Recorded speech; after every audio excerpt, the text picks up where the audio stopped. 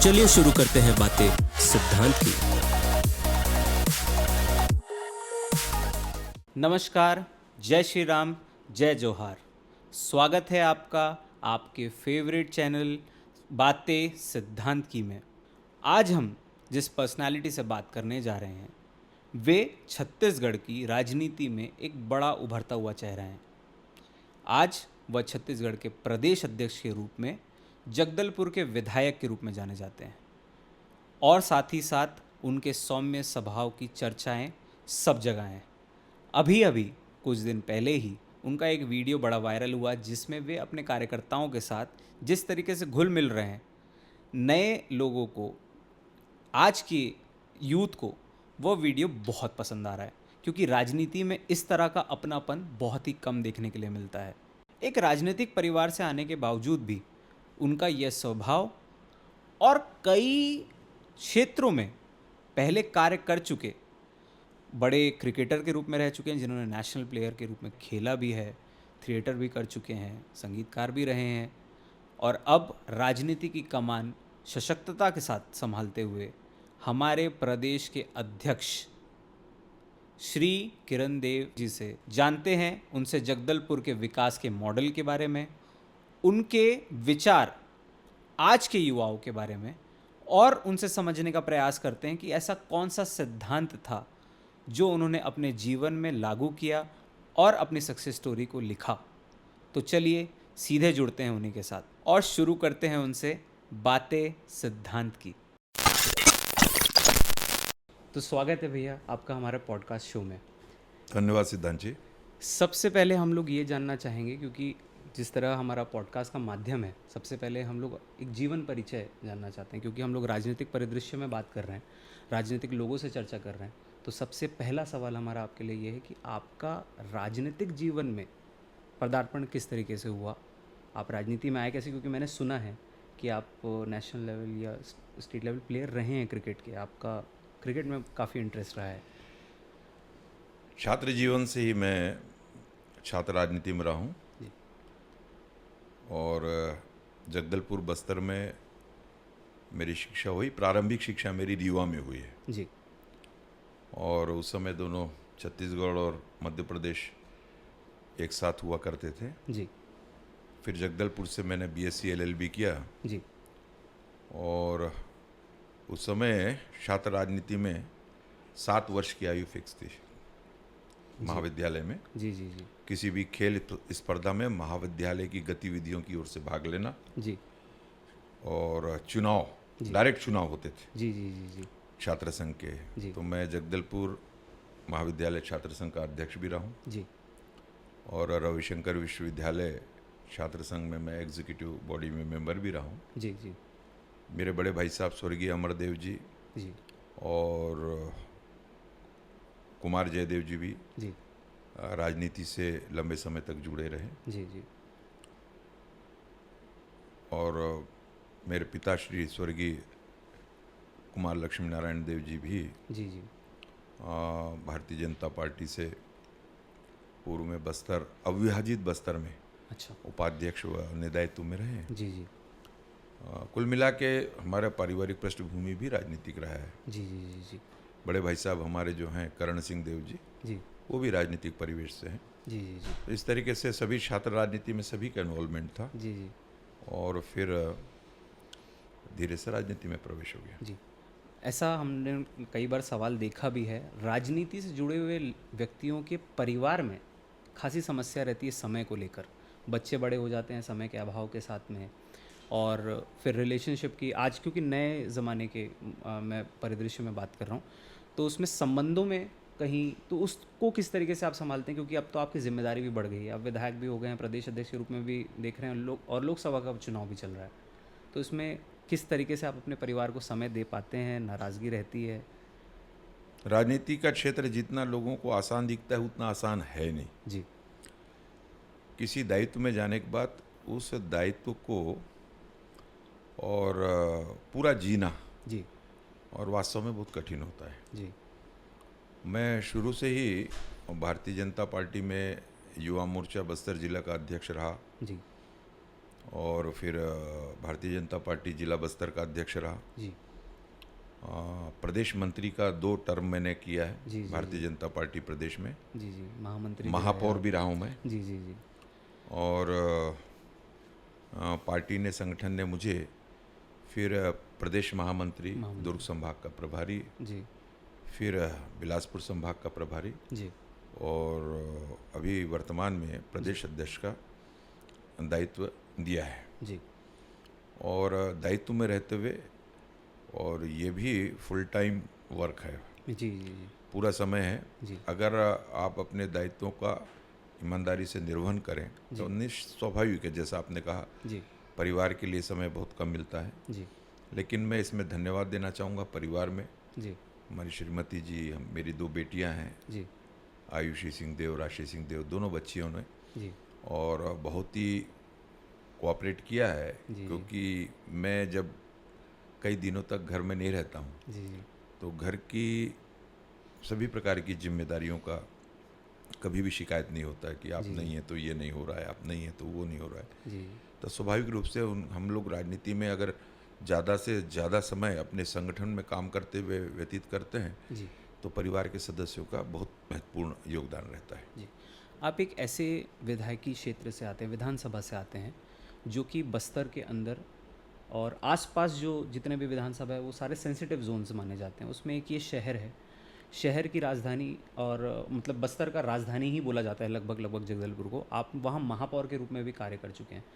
महापौर के रूप में आपने ऐसे क्या कार्य किए कि आपको विधायक के रूप में भी चुना गया और अब तो प्रदेश अध्यक्ष के रूप में भी आप हैं, तो वो संगठनात्मक ढांचा आपने कैसे वहाँ पे बनाया? नहीं, जब आप कोई भी चुनाव, चाहे वो महापौर का हो, विधायक का हो, लोकसभा का हो या पार्षद हो, कोई भी चुनाव, और जनता का बहुत स्नेह मिलता है जी तो फिर आपकी नींद उड़ जाती है। जी लगता है, हम तो डायरेक्ट चुनाव से आए थे महापौर का, जी जी तो अत्यधिक मतों से जनता ने जी बहुत आशीर्वाद दिया। जी तो एक मन में रहता है कि बड़ी अपेक्षाएं रहती है जी जी और जनता की, जी और फिर वो नींद गायब हो जाती है। फिर ऐसा लगता है कि कुछ ऐसा करें कि जनता को अपने कार्यों के द्वारा उसका रिटर्न दिया जाए। जी और मैंने प्रयास किया है उस समय भी, महापौर के समय भी, जी और ज़्यादा से ज़्यादा जी और सभी वर्गों के बीच बैठकर कि शहर के दृष्टिकोण से, सफाई की दृष्टिकोण से या अन्य कोई,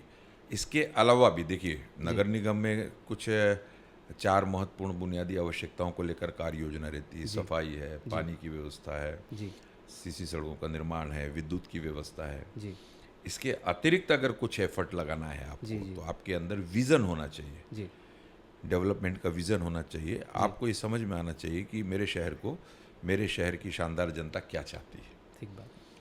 किस चीज़ की आवश्यकता है, बाज़ारों की बसाहट को लेकर हो, जी और यातायात की व्यवस्था, जी और भी कुछ सुविधाएं ऐसी हो। हमने स्विमिंग पूल का निर्माण किया, जो फर्स्ट टाइम मेरे समय मैंने किया। कई जगह चौपाटियों का निर्माण किया, जी ताकि वो जो शाम को जो भीड़ होती है वो डाइवर्ट हो, अलग अलग व्यवस्थित हो जगह सके। व्यवस्थित हो जाए, लोगों को समय मिले जी कहीं शाम व्यतीत करने का दृष्टि से। जी जी और इस तरीके से मैंने प्रयास किया है कि जनता क्या चाहती है जी। ये आपको समझ में आना चाहिए, जी क्या आवश्यकता है, तो उस ढंग से काम किया है मैंने। जी 2023 में जो चुनाव हुआ, शायद पार्टी के कार्यकर्ताओं को भी ये महसूस नहीं होता था कि उनकी सरकार वापस आएगी। उसमें आप एक संभाग के प्रभारी भी रहे, उस संभाग में भी अच्छी लीड के साथ वहाँ के सभी विधायक जीते, और आप जिस क्षेत्र से आ रहे हैं वहाँ तो अप्रतिम लीड रही। किस तरीके से आप 2023 के चुनाव को देखते हैं और आपको क्या लगता है कि कौन से महत्वपूर्ण मुद्दे थे जो आज लोकसभा में भी काम में आ रहे हैं? स्वाभाविक रूप से पूरे देश में एक ही मुद्दा है, जी और वो है मोदी जी की गारंटी की वो योजनाएं जी जो 100% हितग्राही, जिसकी वो पात्रता रखते हैं, उन तक पहुंचने का काम। जी और मैं हमेशा ये कहता हूँ कि उनकी जो कल्याणकारी योजना है वो गाँव को लेकर, गरीब को लेकर, किसान वर्ग में, किसानों को लेकर, सभी वर्ग, सभी समाज, धर्म, जाति, संप्रदाय जी को उनका लाभ मिल रहा है। उनकी योजनाएं ऐसी है, जी चाहे उनके मातृशक्ति को गांव में सम्मान भवन जैसा वो शौचालय निर्माण का एक योजना थी उनकी घर घर में, जी। बहुत ही महत्वपूर्ण है, जी भावुकतापूर्ण निर्णय है ये। जी जो गैस सिलेंडर उज्ज्वला की योजना है आदरणीय प्रधानमंत्री जी की, गरीब परिवार में असामान्य रूप से हम जाते हैं तो 8,000 8,500 में गैस चूल्हा सिलेंडर मिलता है, जी उनको 500-550 रुपये में। जी और ये इन सब योजनाओं का सीधा सीधा जो गांव में रहने वाले हमारी माताएं बहनें हैं, जी एक तो जंगल की लकड़ियां लेके आना, फिर उसको चूल्हे में जलाना, फिर उसको फूंकना, आंखों में धुआं जाना, फेफड़ों में भी फेफड़ों बड़ी में तकलीफ जाना, होती है। ये निर्णय साधारण निर्णय नहीं है और पूरे देश में लागू हो रहा जी। है और सभी समाज धर्म जाति वर्ग के लोगों को इसका योजना का लाभ मिल रहा है। जी ऐसे कई कल्याणकारी गरीब परिवार ने कभी बैंक नहीं देखा होगा, जी 10 वर्षों में आदरणीय प्रधानमंत्री ने जनधन खाता के माध्यम से। जी तो ये सारा जो इस तरीके से और भी कई है उनकी जो स्वास्थ्य के लिए उनकी जो आयुष्मान भारत की योजना हो, जी चाहे जल जीवन मिशन, जी हर घर में 24/7 नल का जो योजना है। जी तो आप देखिए इतने कम समय में और देश आर्थिक रूप से कितना सुदृढ़ हुआ है। जी आज हमारी इकोनॉमिक स्ट्रक्चर जीडीपी 5वें नंबर पे है विश्व में। जी तो चाहे कोरोना के समय जी जो उनके एफर्ट्स थे, जी जब पूरा देश में त्राहिमाम मचा हुआ था इंक्लूडिंग इंडिया, जी तब उन्होंने अपने वैज्ञानिकों के साथ मिलकर और दिन रात उनको इंसिस्ट किया और 2 वैक्सीन कोविशील्ड कोवैक्सीन का निर्माण करके 138 करोड़ के लोगों को 3-3 डोज वैक्सीन के लगे। जी। और सिर्फ अपने देश में नहीं, देश के बाहर भी जी कई देशों का, जी 100 से अधिक देशों में उन्होंने उस वैक्सीन को भेजा। बड़े बड़े विकसित राष्ट्र जी हुए हैं जी या हैं, जी वहाँ तक वैक्सीन नहीं बना पाए थे लोग। जी इस तरीके से जनता के मन में विश्वास उठा है जी आदरणीय प्रधानमंत्री जी की कार्य योजना के बारे जी में, जी तो उसका प्रतिफल हमको विधानसभा चुनाव में मिला है। जी मोदी की गारंटी के नाम से आपका घोषणा पत्र लागू हुआ। उस गारंटी के माध्यम से आपकी सरकार 2023 में छत्तीसगढ़ में बनी। विष्णुदेव साय जी यहाँ के मुख्यमंत्री हुए, प्रथम आदिवासी मुख्यमंत्री हुए और बड़े सौम्य स्वभाव के मुख्यमंत्री हैं। वो गारंटी पे आपका अभी तक कितना कार्य हो गया? आपको क्या लगता है कि इसके बाद और कौन सी प्राथमिकताएं होंगी जो अब आने वाले चुनाव के दृष्टि से हमें आगे रखनी भी चाहिए?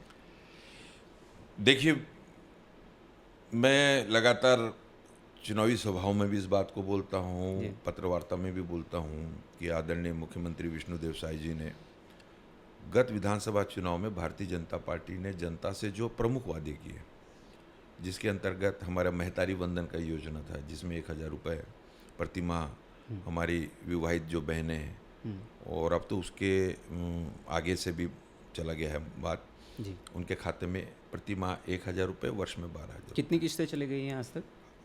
1 तारीख को तीसरी किस्त चली गई। अच्छा दूसरी चीज़, किसानों के समक्ष ये बात उठा करती थी कि किसानों का धान खरीदने का, ये सब मोदी जी की गारंटी की योजना है। जी 3,100 में धान खरीदने का हमने कहा था 917 रुपये का जो हमारी राशि है, जी उसमें उसको हम एक मुश्त देंगे, जी अतिरिक्त जो राशि देने का है एमएसपी के अतिरिक्त जो केंद्र से आता है, 3100 रुपये का जो आपका ओवरऑल घोषणा है वो सारे किसान भाइयों को गया। जी किसानों ने चुनाव में बोला नहीं था, हमने वादा भी नहीं था हमारा, लेकिन 2 वर्ष का बकाया बोनस जो हमारे उस कार्यकाल में बचा हुआ था, जी वो खाते में डालने का काम किया। जी प्रधानमंत्री आवास योजना, जी आदरणीय मुख्यमंत्री जी की बहुत उनकी जो ड्रीम प्रोजेक्ट है, जिसके अंतर्गत गरीब परिवार को पक्का छत देने का निर्णय, जी जब तक 15 साल भारतीय जनता पार्टी की सरकार डॉक्टर रमन सिंह जी के नेतृत्व में थी, जी ये काम चालू हो गया था, लेकिन बीच में 5 वर्ष में ये काम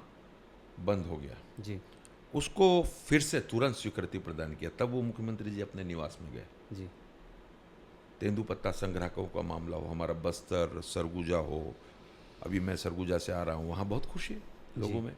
जी नहीं तो तेंदुपत्ता इन 5 वर्षों में 2 दिन 3 दिन उसका काम होता था, फिर वो बंद हो जाता था, जी लेकिन 15 दिन काम की स्वीकृति उन्होंने फिर दी, जी और उनका प्रति मानक दर संग्रहणकर्ताओं को, फंड मुंशियों को फंड मुंशियों को जी जी 5,500 देने का निर्णय किया, 4,000 से 1,500 बढ़ाकर। जी ये बड़ा निर्णय है जी जी जी और संवेदनशीलता सिद्ध करता है इस तरीके का निर्णय। जी चरण पादुका बंद हो गया था जो हमारे समय दिया करते थे, उसको फिर देने का निर्णय लिया। जी इस तरीके से कई कल्याणकारी योजनाएं हैं जिनको महज 3 महीने के अंदर जी सरकार बनने के बाद, शपथ लेने के बाद, जी मुख्यमंत्री पद का, उसके बाद कैबिनेट बिठाकर जी और तुरंत ये निर्णय लेने वाले, मुझे लगता है कि देश में ये पहली सरकार होगी जी जिन्होंने 50,000 करोड़ के आसपास जी और तुरंत अपने वचन को सिद्ध करते हुए मोदी जी की गारंटी की योजना जी के नाम पर इस काम को किया है। तो जनता में खुशी है। जी। आज के परिदृश्य में भाई साहब युवाओं की एक युवाओं जो रील के माध्यम से राजनीति को समझने का प्रयास कर रहे हैं, उनको आजकल रील के माध्यम से बहुत ही तीखा टिप्पणी जो राजनीति की स्तर को गिराती हुई दिखती है, वो अब ज़्यादा होने लगी है। हम देखते हैं कि प्रधानमंत्री को मार देने की बात की जाती है, प्रधानमंत्री को गालियों से संबोधित किया जाता है, और इस पूरे सिस्टम को आप किस तरीके से देखते हैं और ये क्यों हो रहा है अब? नहीं, देखिए, हमारा देश विश्व का सबसे बड़ा लोकतांत्रिक देश है जी और मेरा तो ये मानना है कि ये समय लोकतंत्र के महापर्व का है। जी कांग्रेस के नेता, जी उनके बड़े नेता, जी। चाहे वो उनके राष्ट्रीय अध्यक्ष हों, जी। चाहे यहाँ के बड़े नेता हों, अपने जी। छत्तीसगढ़ के, जी पूर्व में बड़े बड़े दायित्वों का निर्वहन किया हुआ इन्होंने, जी। वर्षों से राजनीति में है। जी आज इनके राजनीति में भाषा का स्तर इतना बिलो द बेल्ट हो गया है, इतना नीचे चला गया है जी कि जो देश के ही नहीं पूरे विश्व के सर्वाधिक लोकप्रिय नेता है। जी आज उनके विषय में जिस तरीके से अमर्यादित भाषा का उपयोग, जी ये बहुत निंदनीय है। जी आप क्या दे रहे हैं नई पीढ़ी को जी कि अपने देश के प्रधानमंत्री को जान से मर जाएगा हम्म, या उसके सिर फोड़ देना चाहिए? जी ऐसा कोई आदमी ढूंढिए कि उसका सिर फोड़ दे, जी या उनके जातिगत टिप्पणी, जी उनके परिवार को टिप्पणी। जी भाई, इससे राजनीति का आपका लेना देना क्या है? जी। आप अपने जो किए गए अच्छे काम हो तो बोलिए, जी। लेकिन वो बोलेंगे नहीं क्योंकि इन्होंने अच्छे काम किए नहीं। जी इसलिए तो पूरे देश से ये कांग्रेस सिमटते चले जा रही है। छुटमुट कुछ राज्यों में गठबंधन और ऐसे करके बचे हुए हैं इन्होंने अपनी थोड़ी सी, और देश की सबसे बड़ी पार्टी हुआ करती थी जी और अपने इसी असंसदीय भाषा या बोला जाए कि अशोभनीय टिप्पणी, जो कि राजनीति में बिल्कुल भी स्वीकार्य नहीं जी। है। जनता इन चीज़ों को पसंद नहीं करती, इस तरह की बातों को पसंद नहीं करती, जी। और आप किसी के लिए भी कभी भी कुछ भी टिप्पणी कर देते हो, अभी खुले ताज़ा- मंच से कर देते हो। अभी ताज़ा मामला है भाई साहब, और कल या परसों की ही शायद बात थी, राम जी से लड़ने तक की बात कर बताइए। दी है इन्होंने। तो ये प्रश्न और भी जगह से आया था मेरे पास, जी और ये शायद जांजगीर लोकसभा के संदर्भ में किसी ने, उनके राष्ट्रीय अध्यक्ष ने या किसी ने कहा था। जी शिव डहरिया जी का विषय, हाँ, उनका नाम अब लेते हुए कहा उन्होंने। ये क्या भाषा है बताइए? जी समाजों को समाज से लड़ाना, उनके अंदर ऐसा वातावरण तैयार करना कि समाजों में आपस में कटुता हो जाए, और राजनीति में हम जैसा कह रहे हैं जी विष्णुदेव साई जी के सुशासन के विषय जी। में हमने किया है तो हम बोल कह सक रहे हैं। जी प्रधानमंत्री जी ने उनकी कल्याणकारी योजनाओं के माध्यम से, आज देख लीजिए आप, जी हमारा देशवासी और हमारे देश का मान सम्मान प्रतिष्ठा विश्व के मानचित्र में कहाँ चला गया इन 10 वर्षों में। जी गर्व होता है देशवासियों को। जी और आपकी भाषा देख लीजिए। राजनीति में आप जो राजनीतिक दल, कांग्रेस ने कभी भी जनता के हित में कदम उठाए। जी एक समय था जब नारों से सरकार बना लिया करते थे, लेकिन उस समय भी जब केंद्र में इनकी सरकार थी तो आधे नेता जेल में, आधे नेता बेल में। जी छत्तीसगढ़ में भी यही स्थिति है। जी इतने गड़बड़ घोटाला किए हैं, जी जनता के पैसों का इन्होंने ऐसा दुरुपयोग किया है, जी सरकारी योजनाओं के पैसे, जाने वाले पैसों का इनने इतना भ्रष्टाचार किया है जी कि 5 साल में जनता ने इनको सत्ता से उतार के रख दिया।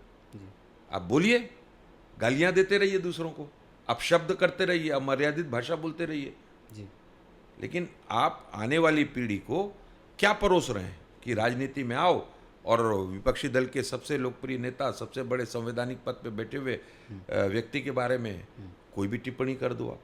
जी तो ये राजनीति के लिए स्वीकार्य नहीं है।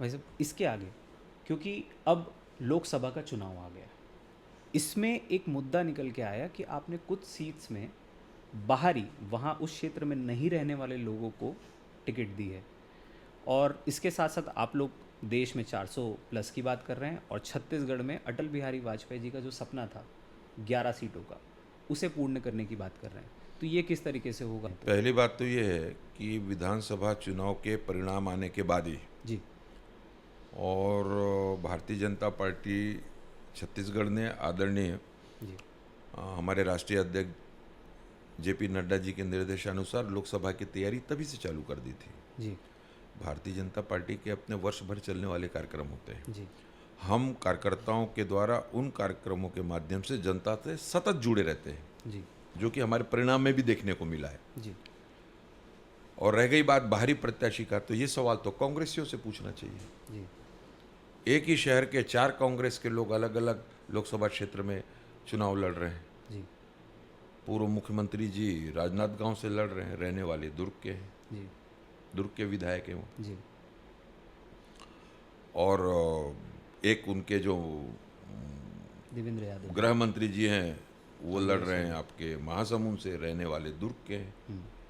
उनके देवेंद्र यादव जी एक हैं जो लड़ रहे हैं बिलासपुर से, और उनके और भी हैं जो रायपुर लोकसभा क्षेत्र में निवास करते हैं और रहते हैं, लड़ रहे हैं जांजगीर से। तो ये प्रश्न उनके ऊपर सूट करता है।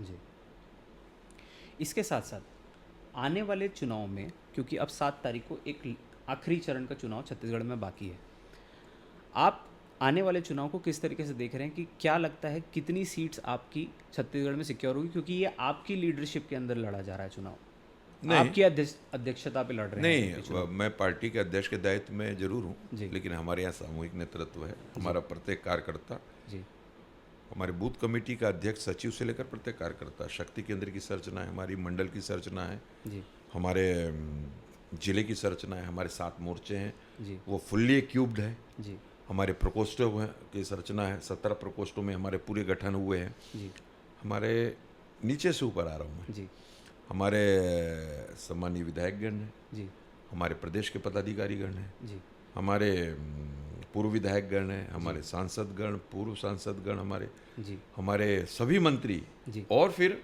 आदरणीय मुख्यमंत्री जी का जी एक दिन भी गैप नहीं हुआ है उस दिन से। जी 90 के 90 विधानसभा में आदरणीय मुख्यमंत्री जी का भी जनसभाएं हो रही हैं। जी सारी तरीके से योजनाबद्ध तरीके से भारतीय जनता पार्टी, प्रत्येक कार्यकर्ता उनका भारतीय जनता पार्टी का लगा हुआ है। जी हमारे राष्ट्रीय अध्यक्ष जी, प्रधानमंत्री जी, गृह मंत्री जी, रक्षा मंत्री जी से लेकर हमारे योगी आदित्यनाथ जी मुख्यमंत्री उत्तर प्रदेश और मुख्यमंत्री मध्य प्रदेश से लेकर जी और भी अन्य हमारे वरिष्ठ नेतागण केंद्रीय राष्ट्रीय स्तर के, इनकी लगातार जनसभाएं हो रही हैं। जी और इतना कुछ, और फिर जनता का प्यार, जनता का विश्वास, उनका आशीर्वाद, जी निश्चित रूप से बहुत उत्साह है। जी और आने वाले 7 तारीख को 7 लोकसभा का चुनाव है, जी तो सातों के सातों पे अभी मेरा खुद का दौरा जांजगीर लोकसभा, कोरबा लोकसभा, रायगढ़ और सरगुजा से अभी आया हूँ मैं, जी और बहुत अच्छा प्रतिसाद है, कार्यकर्ताओं में उत्साह है,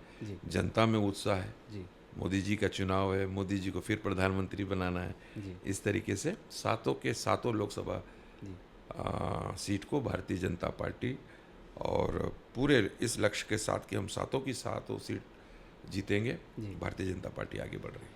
आपके मोदी की गारंटी घोषणा पत्र को तो लोगों ने देख लिया, मान लिया, समझ लिया छत्तीसगढ़ के अंदर, पर जब कांग्रेस का घोषणा पत्र आता है तो भाजपाई एग्रेसिव क्यों हो जाते हैं? क्योंकि 1000 महतारी वंदन आपने दिया, उन्होंने 1 लाख देने की इस साल में बात की, उन्होंने आरक्षण के विषय में बोला, उन्होंने कहा कि भाई मुस्लिम को उनका हक देंगे, तो इसमें उन्होंने अपना घोषणा पत्र रखा है, तो इसमें रिएक्शन बीजेपी वालों का इतना क्यों आता है?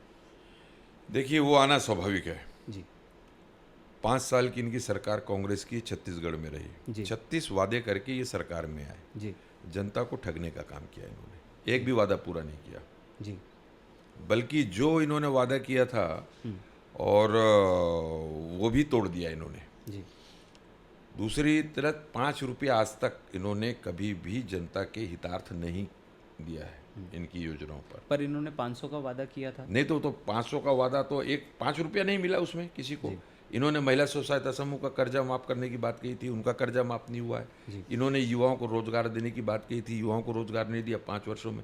इन्होंने बेरोजगारी भत्ता की बात कही थी, वो पूरा नहीं किया इन्होंने। इसके अलावा भी कई उनकी घोषणाएं थी। जी 1 इंच रोड, कोई नई पुलिया इनके कार्यकाल में नहीं बना, जी न स्कूलों का उन्नयन।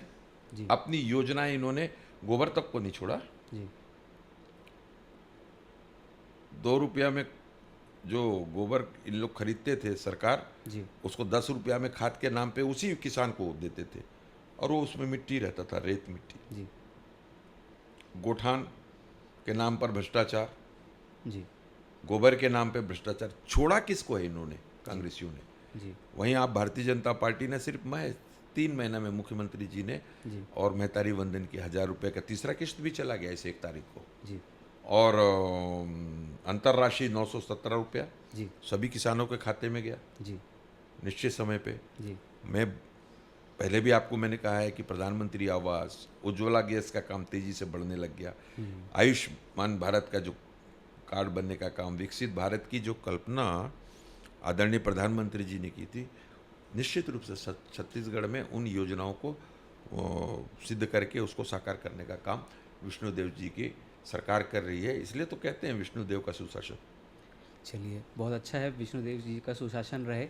अब मैं बात करना चाहूँगा आपके विधानसभा के लिए। आप अपने विधानसभा लोकसभा के साथ साथ अभी देख रहे हैं, विधानसभा जगदलपुर के लिए आपका रोड मैप क्या है? आप कौन सी योजनाओं को जगदलपुर में आने वाले समय में लागू करने का विचार कर रहे हैं? आपका विजन क्या है? नहीं, अभी तो स्वाभाविक रूप से लोकसभा का चुनाव की आचार संहिता हटते ही जी और पूरी तरीके से विधानसभा क्षेत्र में जुट जाना है। जी संगठन के काम जितने हैं उसमें संगठन के काम भी करने हैं, लेकिन अभी लोकसभा चुनाव की दृष्टि से पूरा समय जी लोकसभा चुनाव की दृष्टि से लगाया हुआ है। जी फिर भी जब भी समय मिलता है, मैं जब भी घर जाता हूँ, जगदलपुर जाता हूँ अपने क्षेत्र में, पूरा 2 दिन जाऊँगा तो 2 दिन पूरा क्षेत्र में रहूँगा। जी और मैंने कई विकास के काम भी स्वीकृत किए हैं, जी करवाए हैं, और उन कामों को में भी तेज़ी आ रही है। जी और विज़न तो है जी डेवलपमेंट का। जी और कई लोग कहते हैं कि राजनीति में जी जब किसी जगह पर पहुंचने के बाद सोना नहीं चाहिए, सोना है तो फिर सपने देखना चाहिए जी कि सपने देख के मुझे ये काम करना है, मैंने ये वादा किया। जी तो मैंने भी कुछ घोषणाएं की थी, जी और जो भारतीय जनता पार्टी की घोषणा है डेवलपमेंट को लेकर, सरकार की जो योजना है, जी उस योजनाओं का 100% अपने क्षेत्र में उसका परिपालन हो, जी हितग्राहियों तक उस योजना का लाभ पहुंचे। जी सड़कों का मामला है, जी अभी भी मैंने और करोड़ों के सड़कें नगर निगम जगदलपुर में 68 करोड़ के भूमि पूजन किया है। उसके मेरे ग्रामीण क्षेत्रों में जी हमारे 14 करोड़ के कार्यों की स्वीकृति हो चुकी है। जी हमारे आचार संहिता के कारण जो हमारा रुका हुआ है, निश्चित रूप से बड़ी संख्या में, ये सिर्फ महज 2 महीना में 3 महीना में, जी लेकिन इसके बाद जो तेज गति से इस कामों को चालू करेंगे आचार संहिता के बाद, जी और एक जनप्रतिनिधि के नाते या कह लीजिए विधायक के नाते जी ये लगता है कि कितनी जल्दी से जल्दी जी और कितना ज़्यादा से ज़्यादा जी मेरा क्षेत्र विकसित हो। जी मेरे क्षेत्र में जो लोग रहते हैं, जी अब उसको मेरा क्षेत्र इसलिए बोल रहा हूँ कि विधानसभा का विधायक के नाते, वरना वो जनता का क्षेत्र है।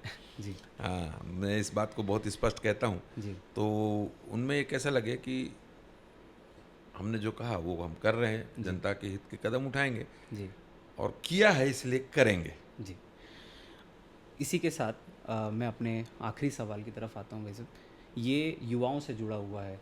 जब भी हम किसी की सक्सेस स्टोरीज़ पे बात करते हैं, आज हमने आपकी सक्सेस स्टोरीज़ के बारे में बात की, तो आपके जीवन में ऐसा कौन सा एक सिद्धांत था जिसे आप चाहेंगे कि आने वाले युवा अपने अपने कार्यक्षेत्र में, या अगर वो राजनीति में आ रहे हैं, तो उस सिद्धांत का ज़रूर पालन करें और अपनी सक्सेस स्टोरी लिखें?